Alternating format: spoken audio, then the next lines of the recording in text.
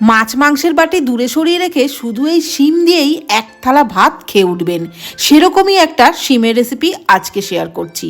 শিমের দুদিকের আঁশ ছাড়িয়ে অর্ধেক করে কেটে নিলাম। কড়াইয়ে সর্ষের তেলের মধ্যে কয়েকটা বিউলি ডালের বড়ি লালচে করে ভেজে তুলে নিলাম। তারপর ওই তেলের মধ্যেই অল্প লবণ হলুদ গুঁড়ো দিয়ে দিলাম কেটে রাখা শিম। শিমগুলোকে হালকা লালচে করে ভেজে নিলাম, খুব বেশি লালচে করে কিন্তু ভাজিনি। শিম তুলে নিয়ে ওই তেলের মধ্যেই কালো জিরে চেরা কাঁচা লঙ্কা আর টমেটো কুচি দিয়ে দিলাম অল্প লবণ আর হলুদ গুঁড়ো। টমেটোটা সফট হয়ে যাওয়া পর্যন্ত ভেজে নিলাম।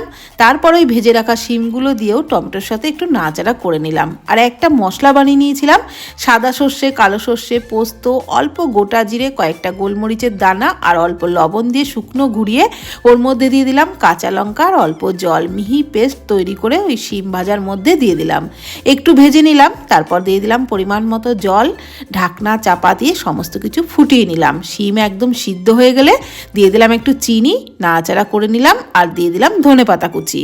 আর ভেজে রাখা বড়িগুলো গ্যাসের ফ্লেম বন্ধ করে নামানোর আগে গুঁড়ো করে দিয়ে দিলাম, তাতে টেস্টটা কিন্তু দারুণ লেগেছিল।